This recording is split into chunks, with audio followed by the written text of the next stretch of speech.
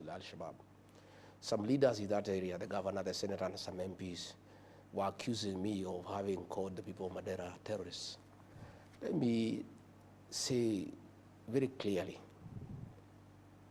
the people of Madeira are very innocent, and they have nothing to do with these accusations. The accusations are against the William Ruto, not the people of Madeira. The fact that the meeting is alleged to have taken place in Madeira does not make the people of Madeira party to any such meeting. And I have seen a concerted effort to try to draw a wedge between me and the people of Madeira and the people of northeastern Kenya. And let me take this opportunity to say that I have tremendous respect for that community. Those are very honorable people. And myself, I do business with people of the Somali community. And indeed, Yvonne, one day if you want to do business, the Somali people are very good people to do business with. Their word is like a banker's check. You don't even require a written agreement. I do business with them. Where I come from in the mountain, we live with the Somali people. In fact, in a place called Nyanyuki, that is Laikipia East constituency, the Kikuyu nation there elected a Somali as member of parliament when they are only 3% of the population. Here in Kamukuji in Nairobi, the Honorable Hassan has been elected by the Mount Kenya people for more than 3 times. We have a very good working relationship with the people of northeastern Kenya, and I don't want leaders who have an issue with me as they try to defend William Ruto to drag in the people of Madeira. Okay. The people of Madeira have nothing to do with this thing. Those are good people. In fact, they have borne the brunt of attacks for many years. And even as we speak today, half of Mandela is occupied by forces from Jubaland, you know? And I would have expected these leaders over the weekend, the governor, the senator, the MPs, who are making a lot of noise about Rigiji, to have defended the people of Mandela from the incursions by forces from Jubaland, instead of castigating Gachagua. So I wanted to clarify that the allegations we have made against William Ruto, he's not from Mandera, he's not Somali, he's not Muslim. Let nobody drag in the people of Mandera, the people of northeastern Kenya, from our issues with William Ruto. They should leave us alone with William Ruto to have our own war. Yeah. All right. Waswahili wanajuana na vilemba. Okay. You returned last Thursday. Yes. Earlier that week, your former party, UDA, and the Kenya Kwanza Alliance, and Raila Odinga's ODM had a joint parliamentary group meeting. And it was during this meeting that President William Ruto accused the houses, both houses of parliament, of corruption. Now, having been a member of the executive yourself as deputy president, do you share the president's views of corruption at the Senate and the National Assembly? I share his views 100%, but he has no moral authority at all, absolutely none, to talk about corruption in Parliament, because he's the one who has corrupted Parliament, day in, day out. William Ruto pays Parliament for anything that he wants to happen. The finance bill, he paid members of Parliament 200,000 shillings. They passed the finance bill, they were in trouble from the public, and when things backfired, he turned around and threw them under the bus. My own impeachment, the one you are trying to take me through again here, although I underwent that impeachment, I didn't think it was necessary for us to go through it, had nothing to do with gross violation of the Constitution. It had nothing to do with issues that were raised there. Gladys Bose-Sholei told William Ruto in a public rally, you told us to get rid of Rigiji, we did. You had it. Members of Parliament were paid 500,000. Members of the Senate were paid 10 million shillings each to impeach me by William Ruto. He is the one who has taught Parliament to be corrupt. In fact, there's nothing William Ruto does without paying money to people. He cannot now throw these MPs under the bus. And I told these MPs, I remember telling them, this man, I know him, I've been his deputy. He's an expert in use and dump. And the day you lose favor with the public because of following him blindly, he'll abandon you in high noon. What has happened, Vaughn, because I want to tell these members of Parliament and put them into perspective. To start with, William Ruto was complaining not about people being bribed with 10 million. He seemed agitated that the 10 million bribe that was given did not reach the members. That's what appeared to be disturbing him. He didn't have a problem with the corruption per se. He seemed pained that somebody has paid 10 million, and he was asking the members of parliament, did you receive the money? And they were there saying, no, we did not receive, which means he was confirming that him and members of parliament have a working relationship, and he was trying to find out whether this bribe reached those people. What has happened, Yvonne, is that William Ruto is in every scandal in this country, and I believe we are going to discuss SHA, we are going to discuss all those issues. And he's in trouble internationally. When I was in America, nobody wants to hear about him. You remember there's an organization that gave him the second position in the world as the second corrupt leader in the world. And he's trying to shift focus from himself and throw it to the members of parliament. He's actually throwing them under the bus to the people of Kenya. He's trying to say there's too much corruption so that people can remove the focus from William Ruto and take it to the members of parliament. That is what he's trying to do. And I told these members of parliament, the minute this guy realizes that you are of no use to him and you are expendable, he'll throw you under the bus. Number two, he said he is going to form a multi-agency to deal with corruption. To start with, that is wrong because we have independent institutions to deal with corruption, EACC and the DPP. William Ruto cannot take over investigations because that is interfering with independent offices and is interfering with the constitutional commissions. But let me tell the members of parliament and Senate what is happening. And they'll thank me one day. I know William Ruto like the back of my hand. I stayed with him. This is what is happening. Most of these senators and members of parliament, except from Rift Valley, know that William Ruto is done his one term. And they know if they are in UDA, they will be sent packing. So they have been talking in bars, in social places, saying we are with Ruto to get what we can. Next year, we'll defect. They have been saying we are waiting for the last budget. Once we get our projects, we'll have to align with the people because if we go in UDA, we shall not be elected. William Ruto said he is a consumer of raw intelligence. He monitors all these MPs. You can ask me, I was his deputy. He has a file on each one of them. All this money he was bribing them, he has recordings. Ask me, I was his deputy. There is another senator who went to collect some money from some businessmen from Nakuru. I've even seen the video. You know, he has all these recordings for all these bribes, for all these things the MPs have been doing. William Ruto is a smart man. He knew one day these guys can shortchange him and they can abandon him. So he knows that next year there will be mass exodus. So this multi-agency team he has formed is to collect evidence and create files on all leaders in Kenya. And he'll call them one by one. I hear you want to leave UDA and go to DCP and go to Wiper. This is your file. Try. Next week you are in court. Same for governors, same for everybody. Why would William Ruto want to take over investigations? He said when he formed the government that he'll make sure the National Police Service is independent. He'll give it money. He'll make sure judiciary is independent. He'll make sure the DPP is independent. Today he is saying he wants to form a multi-agency team under the office of the president to deal with corruption. I can tell you, and I want to tell these members of parliament, you will have to stick with William Ruto to the end.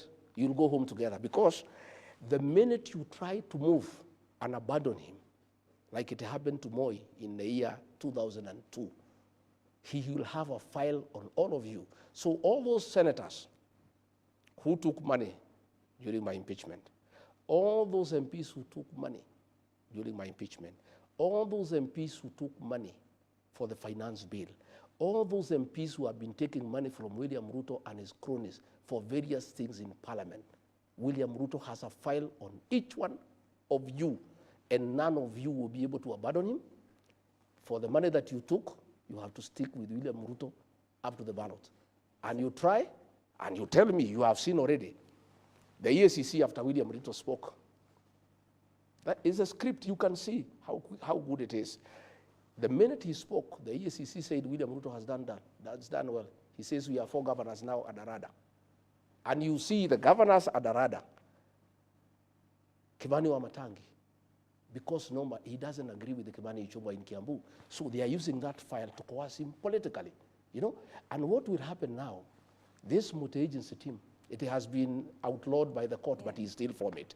They are going to create files to enable William Ruto to deal with people like ourselves, who don't agree with him, and to hold all those leaders who are with him, who may want to abandon him and go to another political party. All right. So you are saying that both houses of parliament are not independent? No, they are not independent. Okay. You saw, Yvonne, let me cut you short. You saw an MP speak in parliament. Said, Mr. President, you told us to pass the finance bill, we passed for you. You told us you want SHA, we were here until 10 p.m. You told us to do this, we were there. All those things, they don't do it on behalf of the people of Kenya. They do it for William Ruto, and he pays them for it. Of course, we must say there are few members of great integrity and who have a moral conscience who have refused to take money from William Ruto. And they are all his enemies. He is harassing them using KRA, he is harassing them using DCI, and I know using this multi-agency team. All those members who refuse to take money from him are going to be on his radar. All right. Kenya Kwanza stood out for its thirst to control the Houses of Parliament. Yes. And I want to speak to you now as the person who held the position of Deputy President at the time. Didn't you, as the executive, and by you I mean yourself at the time as Deputy President, President William Ruto, as the President, and the entire executive, did you not decide who should be Speaker of the National Assembly? Was that not part of the agreement? No, we did. It was in the shareholding agreement. Okay. Did you decide who should be Speaker of the Senate? Yes, it was in the shareholding agreement. Did you decide who should be Majority Leader for both houses? It was decided after the election. Did you also decide who should chair each of the committees? Yes, it was. In both houses? It was. Didn't you also cause members of the party and the alliance at that moment to attend meetings at State House, to give them instructions on your agenda, what to vote for, how to vote? Yes, we did. And so the grand total of this was what? Control of the legislature by the executive? It was so why? The intention. What was the intention? The intention was to push the government's legislative agenda. Okay, so this was a push that came from the executive. Yes. Are you then now surprised that members of National Assembly and the Senate are speaking the language of the executive when you yourself are a part of the executive making these decisions, where the member of the Speaker of the Senate, the Speaker of the National Assembly, all came from the party that you rode on to power? I think it was a very good. If you are saying today that we don't have independent Houses of Parliament, aren't you then responsible for that, because this was your doing with President William Ruto? Yvonne, that's a very good observation. The intention was very noble. When we formed government, we had a manifesto, a great manifesto, bottom-up economic transformation agenda, creating good business environment, lifting people from the bottom of the pyramid. We wanted a majority in parliament to help us push that agenda. Okay? Where I differed with William Ruto is when we abandoned our agenda, our manifesto, and he started pursuing personal agenda. The housing levy was not part of our agenda of forcing people to pay taxes to build houses. All right. I want us to come back and we will go step by step and talk about the affordable housing levy for just a moment. Yes. And you talk about seeking to have a majority in the House to push government's agenda. Yes. That's all well and good. The Speaker of the Senate and the Speaker of the National Assembly, their role is not to push government agenda. Their role is to be arbiters. Their work was to be good arbiters, right, to regulate debate, and to protect the independence of the institution. How would they do that if they were former party members and if they got those positions as part of an agreement for bringing votes to this administration? How would they be neutral? It behoves upon a speaker when he assumes that position. Justin Bidan Muturi was nominated by TNA to be Speaker in 2013 and Jubilee in 2017. But that man had an impeccable record.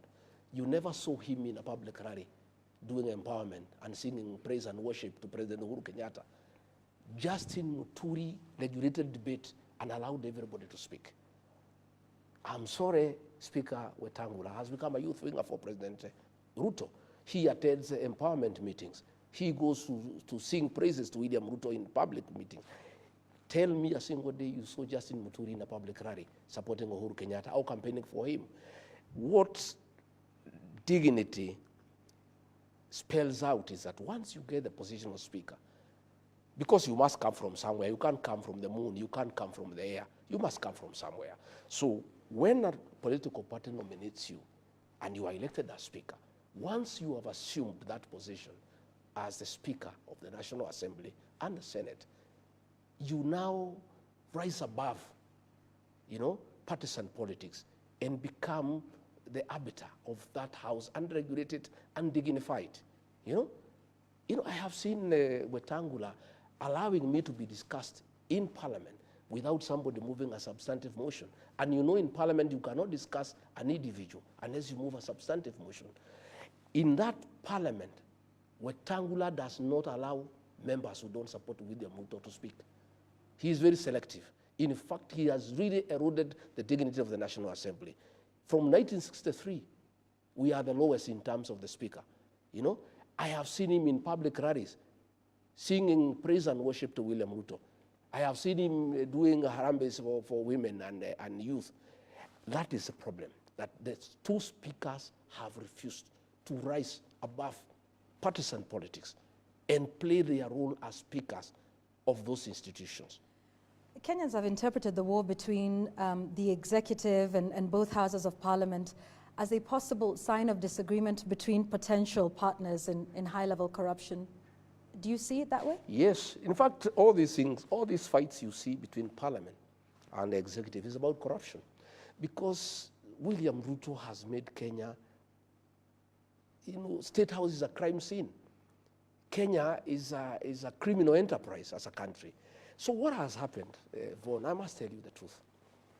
When William Ruto introduced money in Parliament for the impeachment, he paid a lot of money. He whetted the appetite of the MPs and the senators.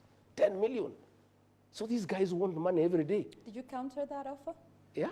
Did you counter that offer during your impeachment? I did not.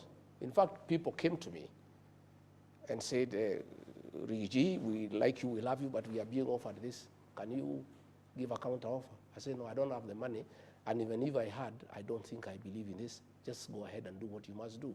Others came. In fact, there is an MP from the coast, a friend of mine, a great friend of mine. He came and showed me the messages William Ruto had sent him, threatening him to jail him if he doesn't sign for me. And he came and said, I have children, my brother, I am crying as I do this, but I've been forced. These are the messages. Another MP from South Rift, a good friend of mine, came and showed me the messages of threats and intimidation from William Ruto. In fact, Okia Omtata, that guy is a great man. When I sent word to him, appealing not to participate in impeaching me, he said, I cannot impeach you. And the person I had sent, he asked, did he send you with a counter offer? He said, no. He said, I will not impeach him. Had he sent you with a counter offer, I would have impeached him because I don't like corruption. What has happened is that William Ruto introduced money in Parliament. Of late, he has shifted focus to ODM and Raila Odinga. And he is spending a lot of his money now with ODM MPs. Now the MPs from Kenya Kwanza are feeling abandoned. And the money is not flowing as much as it was flowing. So they have decided to look for the money from other people. So when the ministers come, put the money here. When PSs come, put the money here. William Ruto, you started it all. Don't complain. This is your baby. You are the one who introduced high-level corruption in the National Assembly and in the Senate. You cannot turn around and condemn what you have started yourself. You are the one who told these MPs that every man and woman has a price. I heard him say it in his presence, that every man and woman has a price. So what has happened, Vaughan? Like the MPs from my backyard are in trouble. They cannot address any meeting unless they pay people. You know, this deputy president, he cannot address any meeting unless he puts people in a tent and gives them money. Now, William Ruto is not giving these MPs money anymore. They need to go to the ground and talk to people and they don't have money. So what do you expect them to do? Anytime a PS is called for a committee, they say you must give us money. Anytime the minister is called, give us money. So the ministers and PSs have gone to cry to the president. We are unable to do any work now in parliament because anytime we go, there's too much extortion. What do? That is why the president was creating hell, because the ministers are going to him to tell him, we are unable to transact in parliament because everybody is demanding money. But he is the one who started it. He is the one who introduced money as the method of transaction in the National Assembly and the Senate. Do you think high-level corruption is an issue in the country? It's a big issue. It's actually our biggest issue. In fact, when you took break, people are sending me messages asking, what is this Yvonne is asking you? Ask her, we want to discuss about corruption. Because this is what is ailing our country. And I can tell you, Yvonne, State House has become a crime scene. Last 2 weeks ago, 15,000 young people were there. They were each given 2,000 as a bribe so that they can say 2 term. Corruption is being practiced in the highest office in the land in broad daylight. The deputy president is carrying money with sacks, bribing women, bribing young people to say 2 term. And then the president is here pretending that he can fight corruption. Where does he start? When he was talking in that meeting, you know, after the meeting, he gave those MPs each 100,000. After complaining that they're asking for money for, and he doesn't want corruption, why was he giving them 100,000? Those MPs have salaries. Why was he giving him money? So what I'm saying is, and Yvonne, when we get to the right discussion, we must discuss where we are as a country. It's because against the advice of Uhuru Kenyatta and many people that we are going to elect William Ruto and he's a corrupt man, and we'll cry. We are crying. And I myself take blame because I ignored it. I thought it's propaganda. And corruption has become a way of life. Corruption is the modus operandi in our administration, and State House is a crime scene, and bribery is a major policy of this administration. Okay. Yeah. I want to ask you about, you know, a promise that was made, you know, when this administration came to power, about 39 days before the election. President Ruto, whom you served as running mate, promised the formation of a state capture inquiry in the country. You're on the record yourself as accusing former President Uhuru Kenyatta of state capture. This promise was made that it would be done within the first 30 days. You were DP within those 30 days. Those 30 days lapsed, and to date we still don't have a state capture inquiry. It will not happen. What changed yours and the president's mind on this? Once we reached State House, William Ruto was no longer the same man we knew. The man changed. The man changed. And I can tell you for a fact, he changed. Before we were elected, he was in his home every week. Every week he was here taking tea up to midnight. Since he became president, he has never come back here. Even when we did not have issues for a year, we were quite free and friendly. He never came back here. He was too busy taking over and capturing the state. And when we get to the real business, I'll tell you how William Ruto has captured the state. So he could not agree to have a commission for state capture because he intended to do it himself. And he has perfected it and actually overdone it to a point that the country is almost crumbling, you know, to a point where now children cannot go to school because there is no money for capitation, to a point where people now are paying money to ghost hospitals, to a point where public money is being stolen and given to the deputy president to go and bribe people in broad daylight without being ashamed. You know what is shocking me, Yvonne, is impunity. You know, a president here is talking about corruption. His deputy every day is spending 10 million every day. You know, money that of course he has not earned, money that cannot come from his salary or his businesses, and everybody knows this is stolen money, and they are doing it with brazen impunity without caring what the people of Kenya are saying. So corruption has become a way of life. So I'm saying, William Ruto, please respect the people of Kenya. Don't talk about corruption again, because that is an insult. Because you are the one who is leading from the front. And you are the one who is setting the example to everybody. You are the one who has inducted members of parliament and senate into corruption. How can you then go ahead and condemn them that they are corrupt? And you say the president is usurping the powers and the authority of bodies like the EACC and the DPP? You saw the chairman of the EACC respond after the president spoke. That tells you, if the chairman of the EACC says the president has done well to allow us, it means then they are not independent. And if they allow, as they will, allow William Ruto to take over EACC and to take over the DPP office, what will happen is that we are going to see a lot of trumped-up charges against people who oppose William Ruto. Again, there is going to be a lot of blackmail to leaders to make political decisions. Okay. I want to put it to you that perhaps this is something you're saying now that you are outside of government, and that perhaps part of the proof of EACC and the DPP doing the will of the executive was in fact proven in your case. Mr. Gachagua, shortly after the Kenya Kwanza came into office, the charges against you were dropped.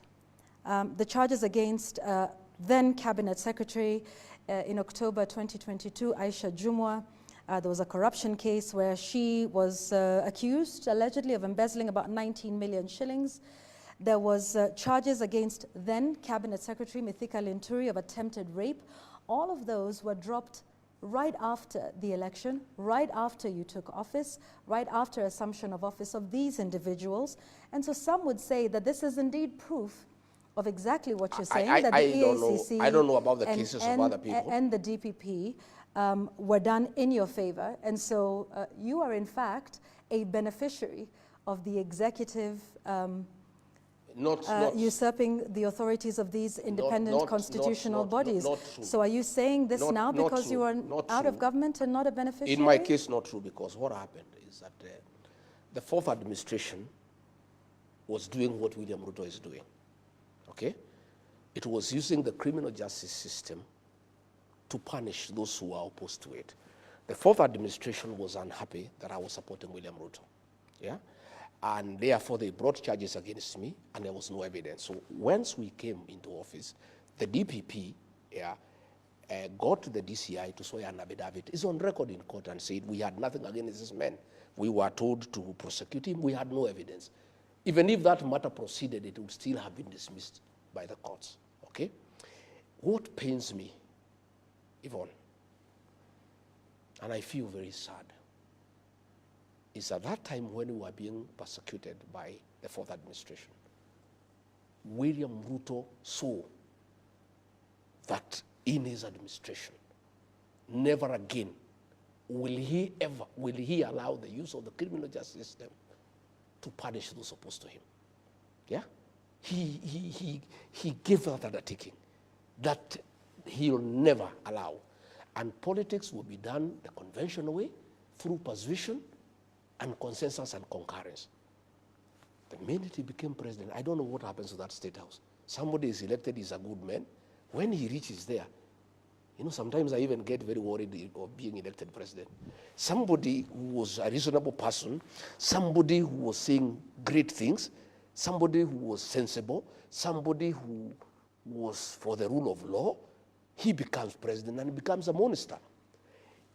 William Ruto gave us an undertaking, in private and in public, that under his watch, in his leadership, he will never allow the use of the criminal justice system to pursue politics. That's exactly what he's doing, you know? And that's what I'm saying is, I don't believe he is the same person. You know, sometimes I think he's a double, you know? Because this man used to sit with me here with Pastor Dorcas, and we pray together. And the things he said he cannot do Kwanzaa, he said in an interview, I will never allow anybody to punish my deputy. I will never allow anybody to lack respect for him. I will never allow anybody to do to my deputy what Uhuru Kenyatta has done to me. He not only did the same, but he went ahead to do what Uhuru Kenyatta never did to him, to pay people to throw him out of office. And this is the same man. So sometimes, I don't know whether he's the same person. Sometimes I get lost. Why do you think, so you're saying the president punished you? I'm saying what he had said he would never do. He not only did it, but went ahead to throw me out of office. Why do you think he did that? Because I could not agree to many things that he was doing. He had wanted a Mr. Yesa. He had wanted somebody to agree to corruption, somebody who can agree to killings of young people. I told him off. I told him no. And I said I cannot agree. All right, let's speak about some of the things that are in the country right now, Yes. and that you seemed to agree with. The Social Health Authority, SHA, something you were a big supporter of, then, now appears to be suffering a series of scandals. At least the Ministry of Health is defending itself, is defending its record, saying there is no fraud at the Social Health Authority. You sat there when this was being mooted. What was the proposal? And do you think, in hindsight, that initially I supported. Yeah. What was the idea that you supported? We had committed. Yeah. We had committed in our manifesto to improve on NHIF and actually make it available to every Kenyan. And in fact, we promised to reduce the payments for ordinary people from 500 shillings to 300. We went ahead to promise that those who could not pay, who had no income at all, yeah, will be covered, by the fund without having to make any contribution.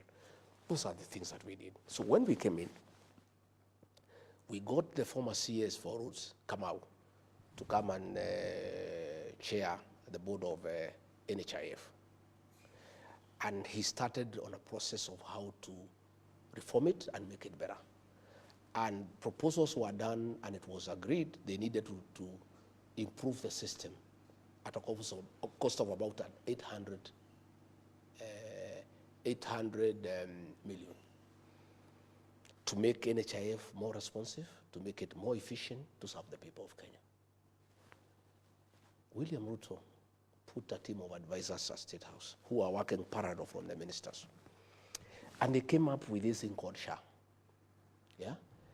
And they said NHIF is bad, there was a lot of fraud, we must reform it and we must change it completely. And this thing was brought and we started interrogating it. Along the way, I started getting feelers that this thing was a scheme to rip off the people of Kenya. Yeah? And they proposed that we create a new system that will cost 104 billion Kenya shillings. And I asked William Ruto, my brother, if the board of NHIF is saying they can reform this system at 800 million, why do we need a new system costing about 104 billion? He said, no, we will do it this way.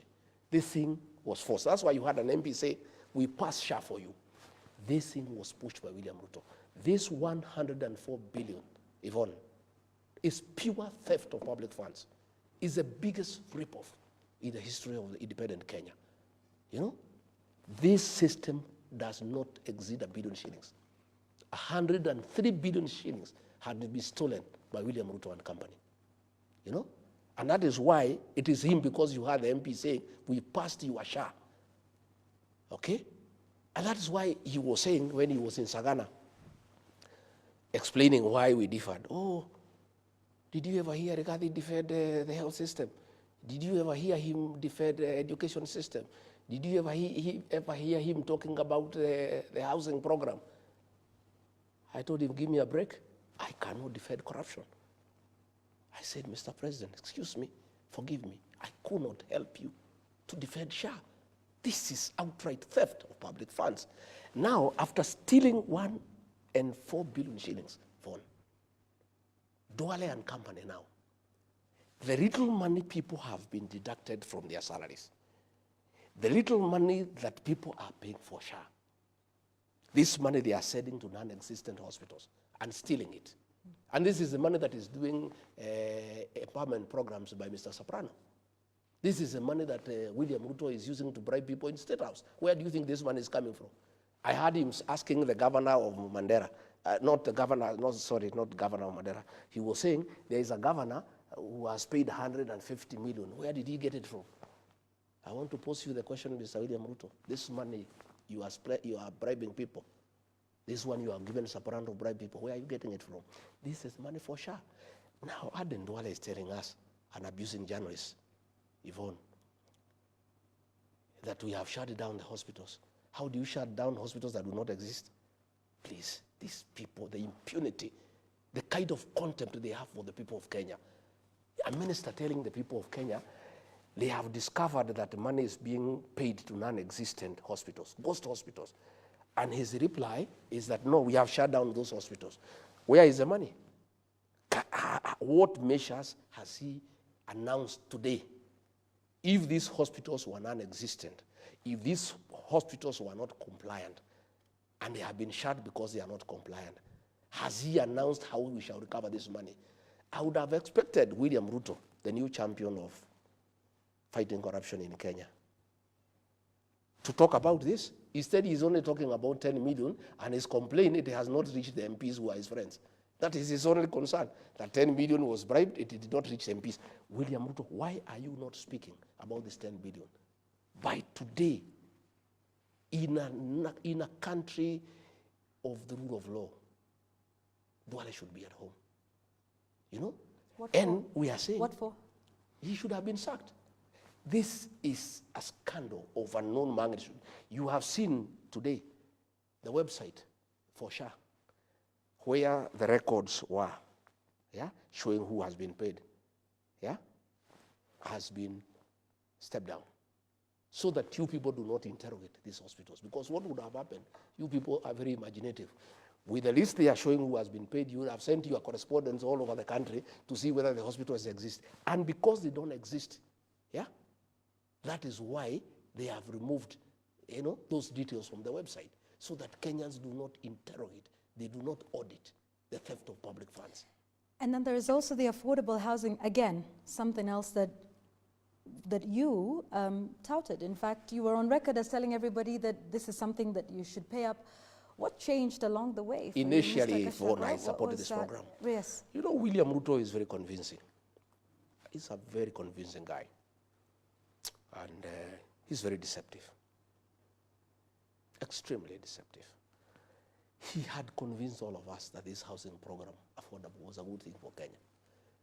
That it will create employment for our young people, that this program, we need slum upgrading, we need to dignify our people, blah, blah, blah. It sounded very nice. Only to realize later, it's nonsense. At what point did you make this realization? After 1 year. It's when I started seeing what's going on. To start with, when he forced people now to have the housing levy. Because the question people were asking me, and I went and asked him. What was the idea for you in your mind with this? Initially, we thought it's a genuine thing. Only to realize that it's about business. That William Ruto has seen a business opportunity to sell cement, to sell steel, and to sell iron sheets. Again, to partner with developers to make money. And for that program to succeed, it needed a source of money. So he had to create a housing levy so that the money is flowing. And this money has been put in Sidan Bank, a bank that he bought immediately we came into office. Okay? Sidan Bank is level 3, is tier 3. According to the central bank regulations, all money belonging to parastatals and governments must be put in tier 1. Tier 1 is Cooperative Bank, Equity, Barclays, those big banks. But he told central bank to allow Sidan to receive money from SHA and also money from housing. So that bank has grown, from a profit of 300 million in 1 year to 1.2 billion. So I want to understand this. You're saying, so at what point did you realize SHA, according to you, wasn't the idea that you One, needed the first 1 year. housing in the first The 1 first year. 1 year Okay. of our administration is where it started becoming very clear to me that this William Ruto was not a genuine man. He had conned us, he was deceptive, and he's a businessman, and he's not interested in the country. And yet, Mr. Gachagua, you stayed and then got impeached, and it is only after your impeachment that you started to speak out about all of these things, about organizing meetings. I spoke before. So my question to you is, you say you are not a yes man, and that's why the president doesn't like you. Yes. You say you realized that, SHA and affordable housing had issues with all of these. Were you ever going to say some of these things before you were impeached? Yes. Would you have continued to serve in the administration of President William Ruto? I asked you about some of these things a little earlier. You said, well, what could I do? He was president. You could have resigned, Mr. Gachagua, if you have such great issues. I couldn't have resigned. Why not? The framers of the 2010 Constitution are very wise. Why did they want a president and a deputy elected? So that they can check each other. That's what I was doing. I was checking from inside until a point he couldn't stand it, and he decided to get rid of me. What happened? Mr. Gachagua, you were not very successful with checking him. No, I was. Let me tell you. Let me now. Well, tell us. That's why. That's why. I went to cabinet and opposed the finance bill of 2024. I did. 2023. 2024. Okay. I said no, and it was put on record. And he was mad with me. And I went in public meetings asking the MPs to listen to the ground. It was a way of checking. Because when you are deputy president and there's a finance bill, and when people ask me, what do you think about this finance bill? I say, listen to the ground. The people did not want it. I told the MPs, listen to the ground. And the president was mad with me. Finally, when it came to cabinet, I went and opposed the demolitions and evictions of Nairobi River. If you remember, it was one of the charges in the Senate against me. I opposed when I was deputy president. I did not oppose when I left office, Yvonne. I opposed when I was in office. And it was a charge of insubordinating the president because of saying no. Our manifesto was clear that we shall never carry out demolitions and evictions until we have settled the people. Okay. When the Gen Z protests came, Yvonne, I want to put it on record so that we are speaking from the same page. I opposed abductions and killings.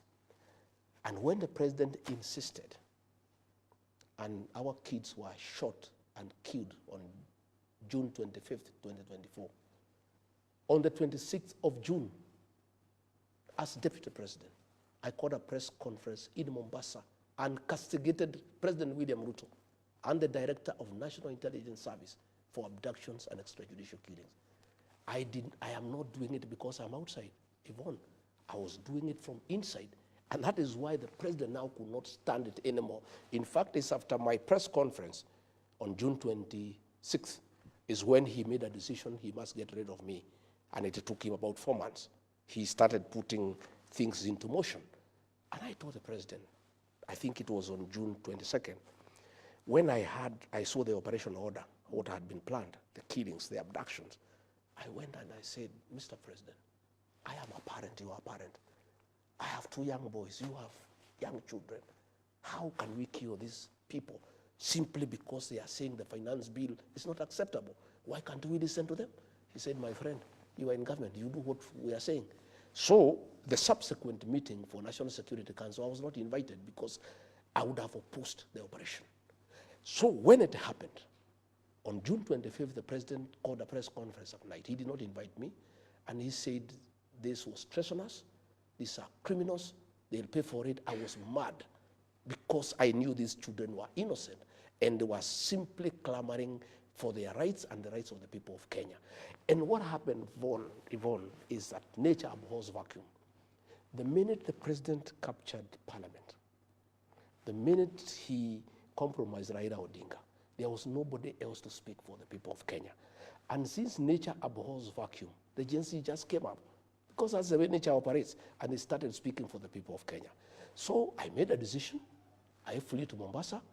I called a press conference, and that marked the end of the relation between me and President William Ruto. We never spoke again We just pretend we are speaking, but we never met one-to-one. We never spoke on telephone. We were speaking on messages until the day I left office. So you cannot say, Yvonne, that I spoke because I left. I started speaking. For 1 year, I was speaking from inside. And that's why he was accusing me. You know, he was telling me to defend Adani. I told him I will not. He says, go to the TV stations and defend the university model. I said, I will not, because the thing is not good. You know, I was in a funeral in Kitale, and the senator for Kisii, Richard Oyonka, really attacked the government because of Adani. And I spoke last. I did not say anything. I talked about other things. I left. And the president's PA called me all manner of names. Wewe ni mujinga sana, you are very stupid. You are deputy president, you spoke last. Somebody has attacked the government and you cannot defend. What kind of a deputy are you? I said, my friend, tell the president to call me and tell him I cannot defend corruption. Adani is corruption, I will not defend. Then he said, utatuona. The rest is history. Yvonne, I am a credible man, I'm a man of honor. And I was prepared to face the consequences of standing with what is right and what is true. I want us to speak about those protests for a moment and the state of rule of law and order in the country. Since those protests, there have been the abductions, there have been the killings, and there's also now an attempt at charging some of those who are involved in the protests using terror charges in the terror charge sheet. What are your thoughts as to where we are now, the state of the nation now, following the protests, in terms of, you know, the state of the rule of law? There's been talk and questions of having dialogue at this point. What is your thought on the state of rule of law following, you know, everything we've seen with the protests in the country, and what the way forward or the way out of that impasse looks like? Yvonne, I saw the president gazetting Katiba Day, you know, and I was flabbergasted as to how foolish William Ruto think the people of Kenya are. Katiba Day, he has violated the constitution from the first chapter to the last one. Freedoms in the Bill of Rights have been taken away from the people of Kenya. These young people who were abducted, they were within their constitutional right to question government.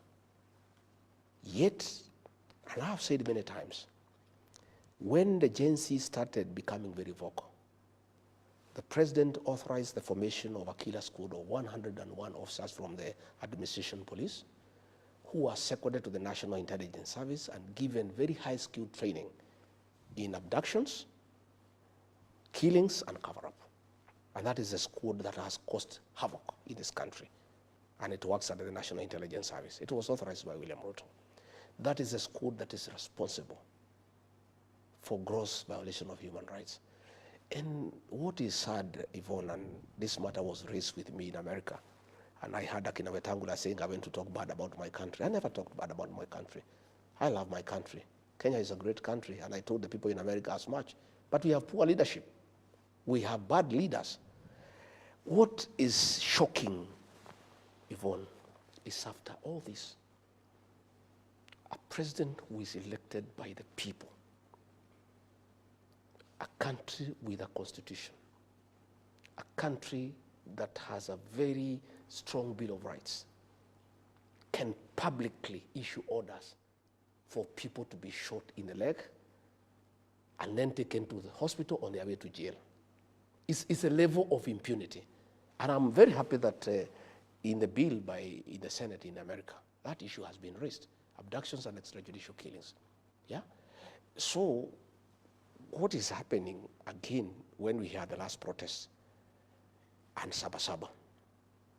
The state took over the protest and sent criminal goons to beat people, burn and torch property, and stage manage attack of police stations and courts. It was done by police. And then arrested innocent young people and charged them with terrorism. You know, That court in Kahawa is a specialized court to deal with terrorism, a very serious crime that needs to protect our territorial integrity and make sure that the country is safe. But to make sure that these young people are intimidated and they have no voice and they will never again hold the government to account, they are charged with the terrorism. So as we speak, we are at the lowest in terms of violation of human rights. And that's where the Americans are having a great problem with us.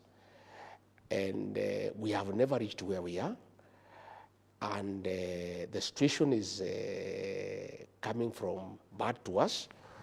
And it is laughable that the president, ahead of his address to the United Nations, is going there to the United Nations General Assembly.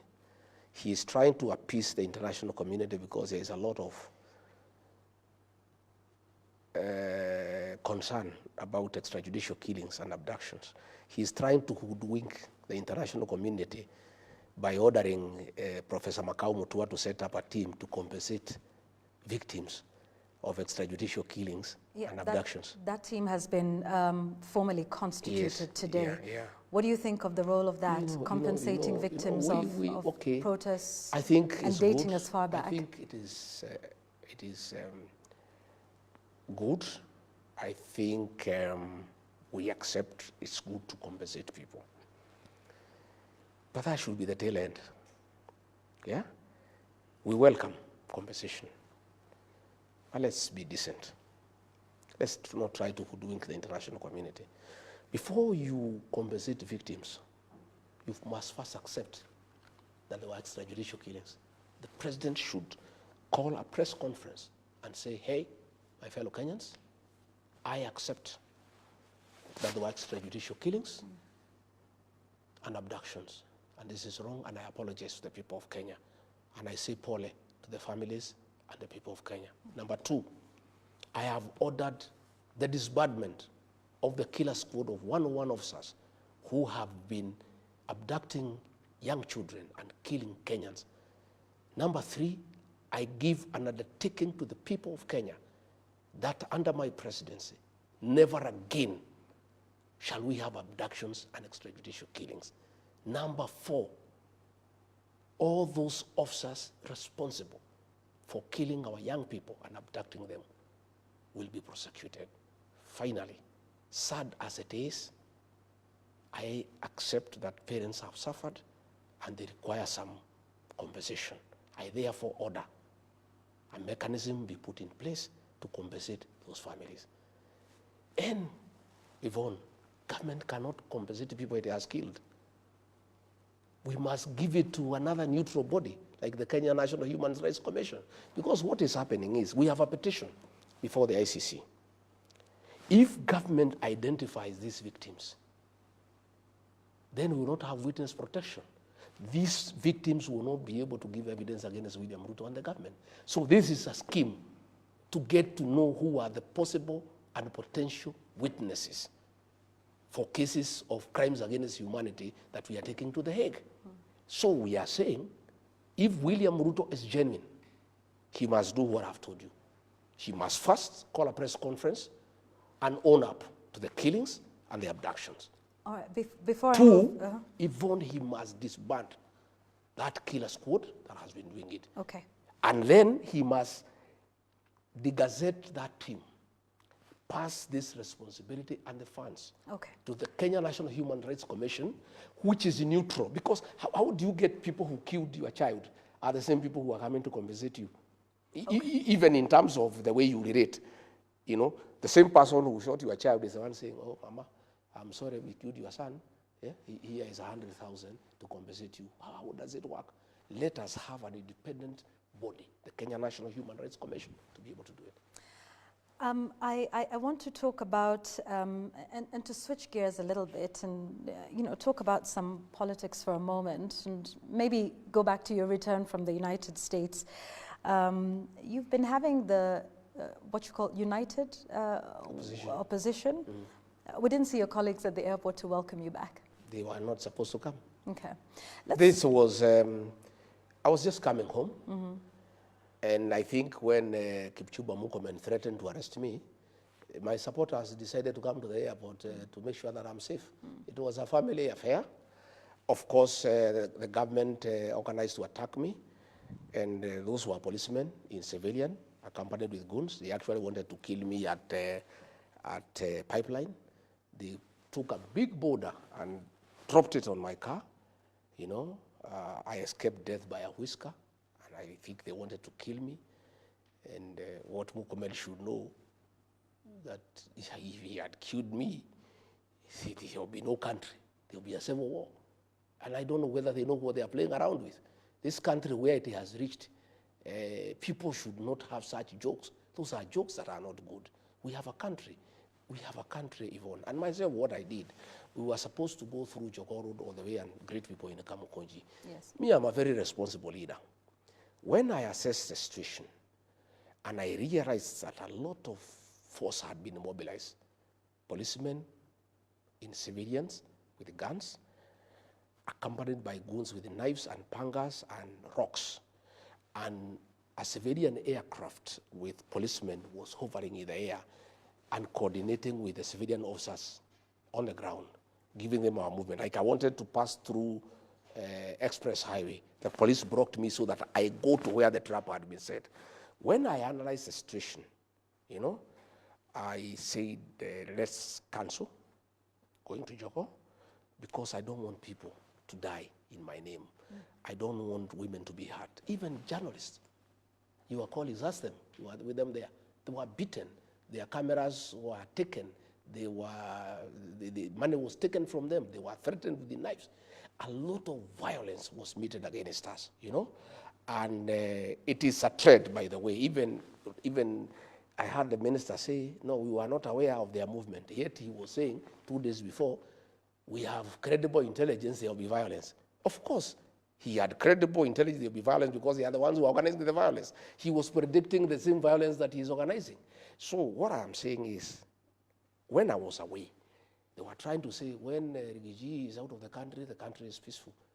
But my team went to Murang'a. They were attacked by police with guns and guns. Again, they went to Gilgil. They were attacked by police and gangs. They went to Subukia. The violence that we have seen against DCP and myself is being carried out by the state. And I must say today, because it's important, I cannot report William Ruto to the police because they are under him. I cannot report the police to themselves. I cannot report Murkomen to the DCI because he is under him.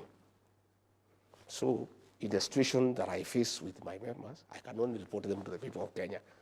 You know, sometimes I hear Ruto saying, oh, go and write a statement. We write a statement to who? How can you go to report William Ruto to the police? How can you go to report Kipchumba Murkomen to the police? You can only, what I can do in my position is just tell the people of Kenya what is happening. The National Police Service is independent? It's not independent. It's because not? How can it be independent when Murkomen is telling them shoot to kill? When William Ruto is saying shoot in the leg? They are just pretending that they are independent. They are not. That guy called Douglas Kaja, he is from my home. And I told him the other day, you are a potential customer of ICC. Remember what happened to General Ali. William Ruto and Kipchumba Murkomen will use you.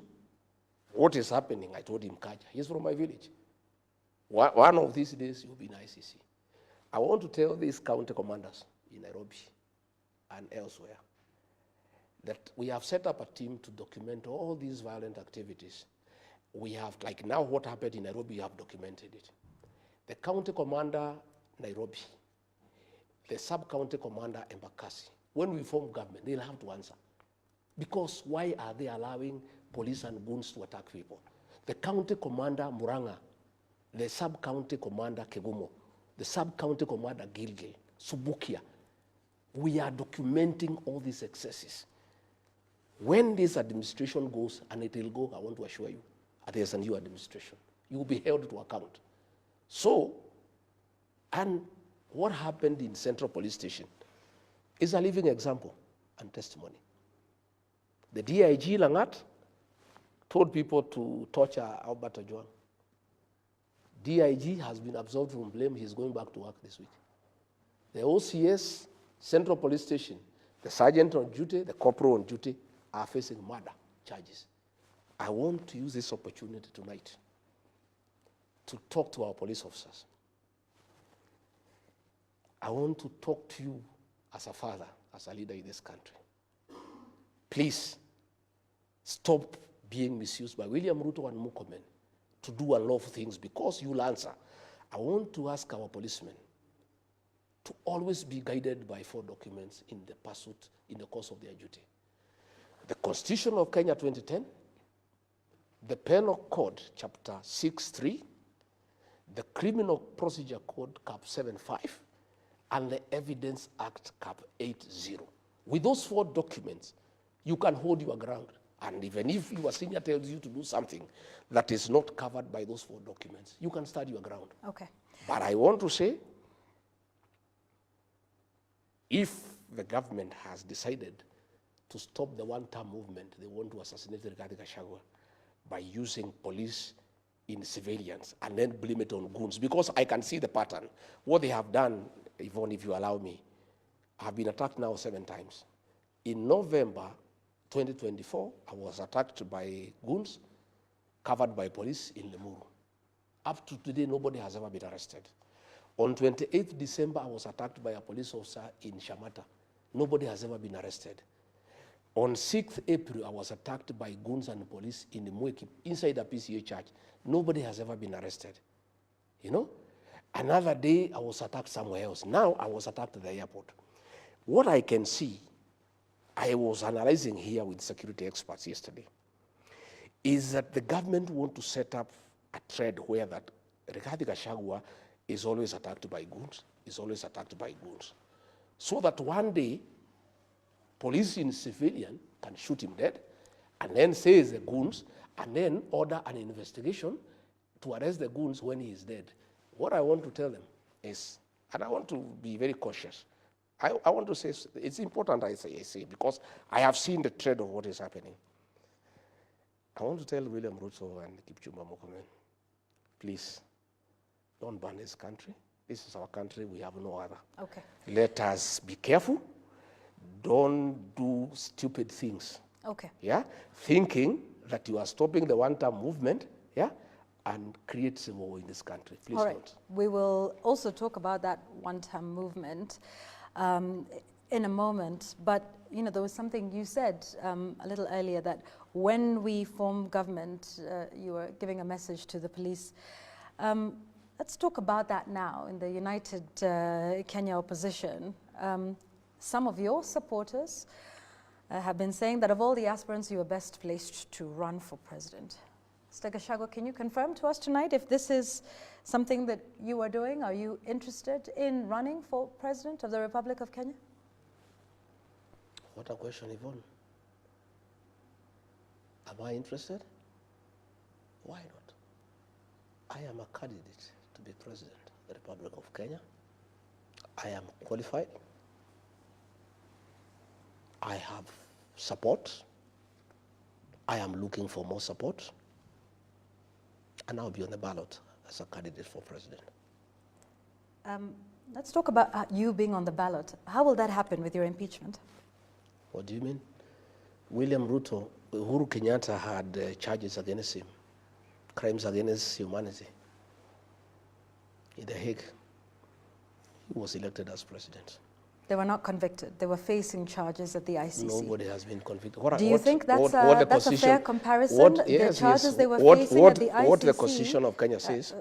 What the Constitution of Kenya says. What I just want to tell you what it is. Yeah, for a moment. Can I ask the question? Okay. Okay.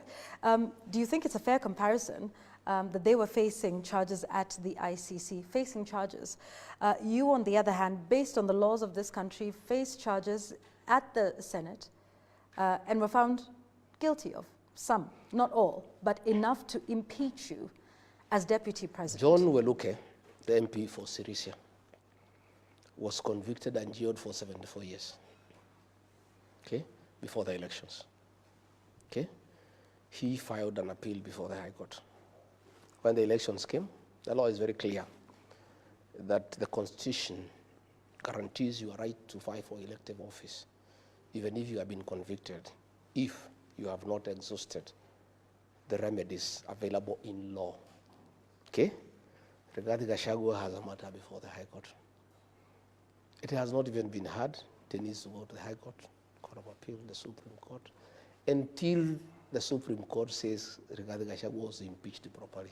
And Yeah? if that happens, if I'm the Supreme saying, Court, I'm saying if the Supreme, and that's what I'm saying. If it says yes, if yeah, you go that's all what the I'm way, saying. That's what I'm saying. and the Supreme Court That's what I'm says saying. upholds If it your says impeachment. Yes, if it does, yes. If the Supreme Court opposes my impeachment, then I cannot run. Okay. It has not. The High Court has not. The Court of Appeal has not. Until that has happened, Rigathi Gachagua remains free to fight for office. And I don't want to discuss matters before court, but even the judges will take judicial notice of what is going on and how this guy called Rigiji was impeached. You know, Okay, the things are there. I don't want. Let's leave it at that because I don't want us to. But you see, you are the one. You are the one who brought things that were before the Senate. Yeah. Those speeches were before the Senate. No. I was tried on the same issue, so you are trying me the second time. No. Those speeches were not as a result of the Senate. They were as a result of what you had said before. They were there. They were at the Senate. You are trying me a second time.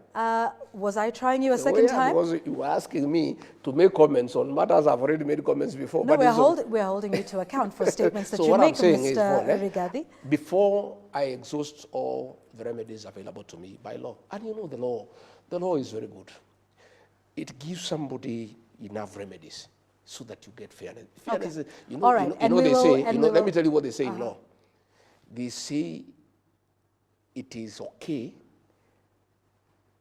for a guilty person to be freed, but it's unacceptable for an innocent man to be jailed. And we shall wait to see what the court say about that. That's why there are four mechanisms. Okay, I want us to leave it at that. Yes. And we wait to see what happens in the court of law and how far you take the process. But I want to hear your views on your other colleagues in the United Opposition who've also expressed interest in the top seat. What are your thoughts on Kalonzo Musyoka, the party leader of Wiper Democratic? He's a good man. He's a good leader. And he has a capacity to lead this country. Yeah. If I'm not chosen to be the flag bearer, for whatever reason, I would have no issue, absolutely none, in supporting him to be president. What of Ms. Martha Karua? Same. Kalonzo Musyoka, Martha Karua, Fred Matiang'i, Eugene Wamalwa are all competent and capable leaders who can give good leadership to this country. And when we agree, because we have agreed that along the way, all the contenders will have to sit down and agree on one to be our flag bearer. I pray and hope that I'll be one, because I think I have the drive and the strategies and the numbers. And knowing William Ruto, because I know him well, I think I'm the guy who is best suited to take this guy home. Is unity possible? So, in case, Is unity possible? It's not. Or will we see everyone pulling in their own direction? It's a must. We have no choice. The people of Kenya have told us, in no uncertain term, they don't care who. They want one candidate to face William Ruto. We have a responsibility to restore this country. We have a responsibility to bring an end to extrajudicial killings and abductions. We have a responsibility to bring an end to corruption and misappropriation of public funds. And that can only happen when William Ruto is one term. And for that to happen, we need to produce one candidate to face him. Kenyans will not forgive any one of us, any one of us who plays around with that unity. And I can tell you, all of us have committed, and I will be persuading my colleagues that we publicly sign a pact with the people of Kenya, committing that all of us, each one of us will support whoever is picked, and none of us will go astray. So that whoever goes astray, will be a traitor to the Kenyan cause. So there will be unity, there will be one candidate, and I believe and I trust that candidate is the man seated opposite you tonight. Let's talk about that election that would, the general election in 2027. We now have a fully constituted Independent Electoral Boundaries Commission.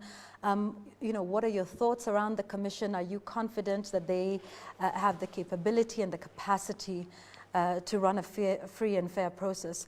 And we'll come back and talk about the by-elections in a moment, but I just want your first thoughts on the commission, the new commission. I am not very happy with the way it was picked, but nevertheless, it's in place. What aren't you happy with? Because there wasn't, I could see there was some consultation between Raila Odinga and William Ruto, who were on the same side, and therefore there was no concurrence with other people. But be as it may, the way I understand the Kenyan politics, and by the way, I'm a student of political science, and I've been around for a while in all these elections. I did my first voting, I think, in 1979, and I participated in all these elections. And when electoral laws were changed such that votes are counted at the polling station, and the ruling by the Supreme Court in 2013 that polling station results are final, it made rigging of elections next to impossible. I want to assure the people of Kenya that nobody can steal our elections. And all we ask the IBC commissioners is to fast track and hasten voter registration and do good preparation for the general election and make sure that they make all the materials available and they put all the logistics that are required into place. And that is their role. The rest they leave it to Kenyans. Kenyans will wake up early and they will make a decisive decision. And I don't think anybody will interfere with the will of the people. All right. Before the general election, there are some by-elections that are coming up. Is DCP planning to field candidates? Yeah. DCP is a national party and will participate in our elections, including Banisa in Mandera. Yeah. All that talk you saw in Mandera was trying to discredit me and DCP in Banisa because our candidate, Adan Mohammed, is a leading candidate. And the people of Banisa want to elect a DCP candidate because they want somebody who can speak for them. Because UDA people are praise and worship choir members of William Ruto. And we have a candidate in Mbeere North. We'll have a candidate in Magarini. We'll have a candidate in Malava. We have several wards across the country. We have a constituency in Ubuja, in Siaya. We are going to have candidates in all those elections, and we are going to put up a hard fight. Yeah. President Ruto has pushed back on your campaign, your one-term campaign, saying your only interest is to remove him from office and that you're not offering an alternative. Of course, he's on record as saying, okay, so one term, then what? Do you think he raises a valid point about you actually offering an alternative beyond the slogan, one term? Vaughn, did you expect William Ruto to give us a hug for wanting to remove him from office? Of course, he can't give us a hug. He knows one term is lethal. And he's complaining about sloganeering. He's calling it slogans. Mm-hmm. His people are trying slogans of 2 term. What we are saying is, Yvonne, if you go to hospital and you are feeling unwell, the doctor must do some diagnosis and decide what is the problem.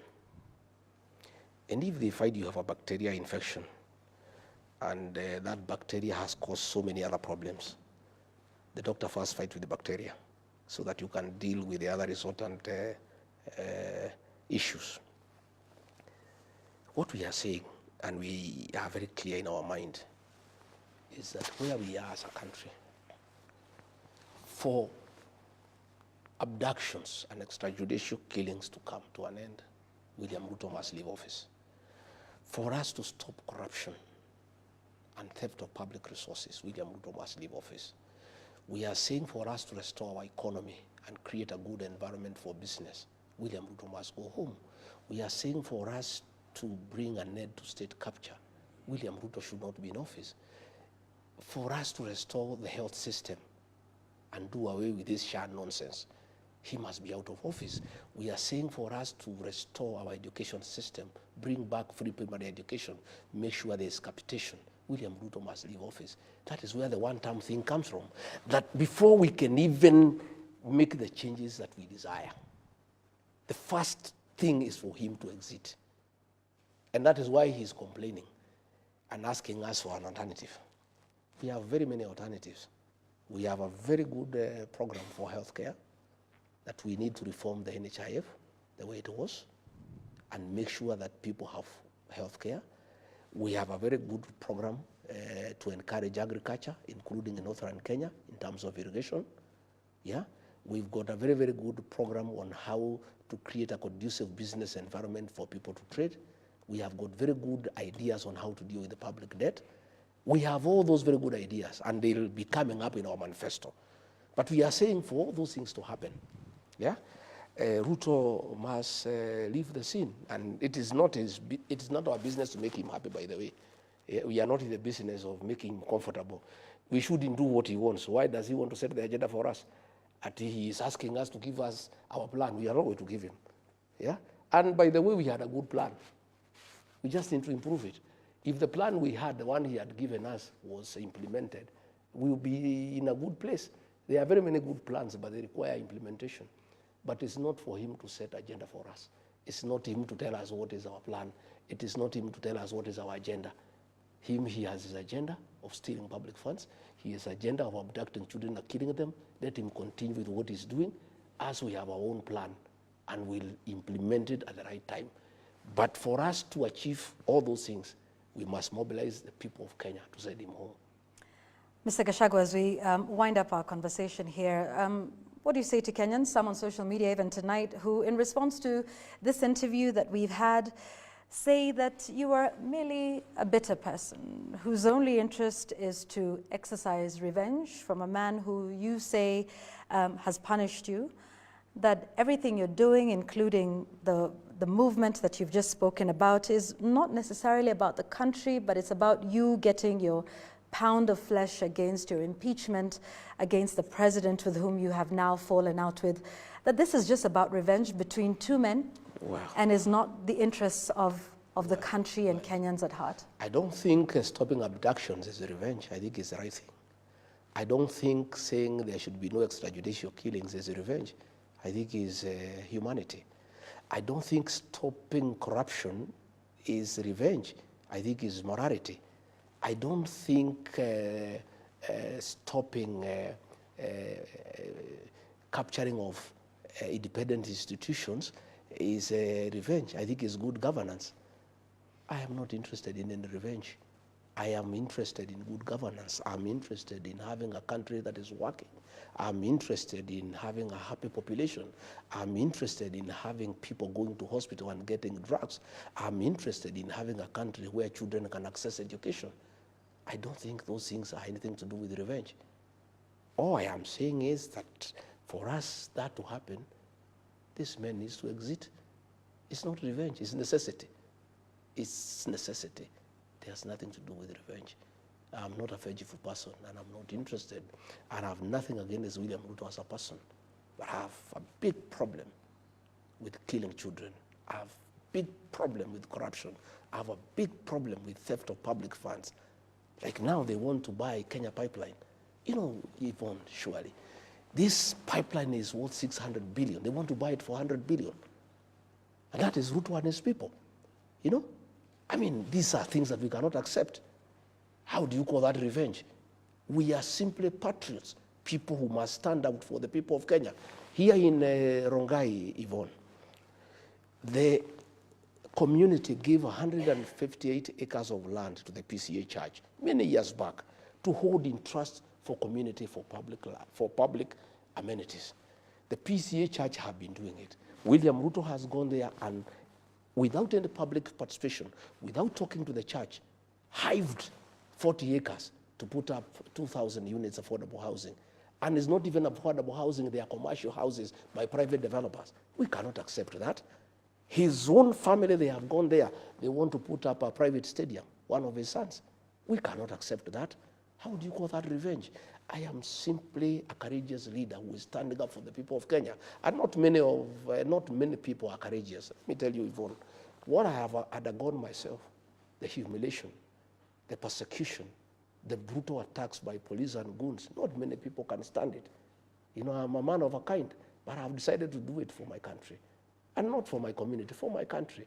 Because somebody must do it. Somebody must stand out and say, no, this is not acceptable, you know? And since now, Raila was compromised, Parliament has been captured, Senate has been captured, some character somewhere must stand up and say, no, we must stand up for the people of Kenya. That is what I'm doing. A closing statement from you, Mr. Gachagua? Yeah? Your closing thoughts? I want to say, I have seen our sugar factories in Western Kenya, Nzoia, Mumias, Chemil. They have all been leased. People have been rendered redundancy, and the sugar industry has collapsed. Bomas of Kenya has been leased to some Asians, you know, and Bomas of Kenya is a cultural heritage. Now we are giving it to Asians to run our own culture, you know. Everything is being leased, and when you ask William Ruto, he is saying, because of mismanagement, we must lease everything to people who can manage them properly for a profit.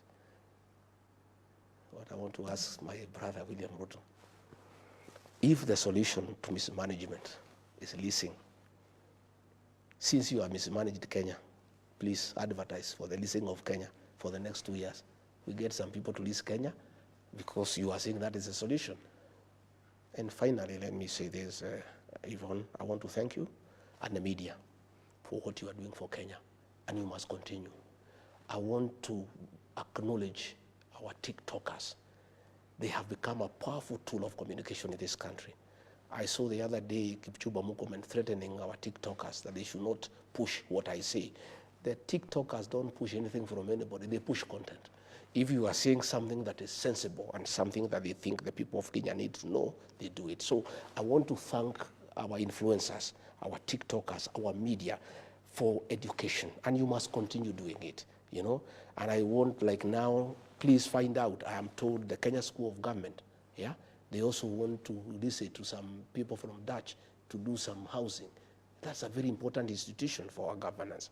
So all these things, the media must stay on top of things. You must be patriotic and you must go out of your way to call out this government, because with the kind of impunity, unless the media brings out these things, both the normal media, the mainstream media, and the social media and the influencers, and working together with leaders like ourselves, I think we'll liberate our country, because we have a duty to preserve our country, because we have no other country than this one. Thank you very much, Mr. Rigathi Gachagua, for speaking with us on The Explainer tonight, for your time and your insights. We thank you. Let's take a short break here on The Explainer. We're back with the day's sports news.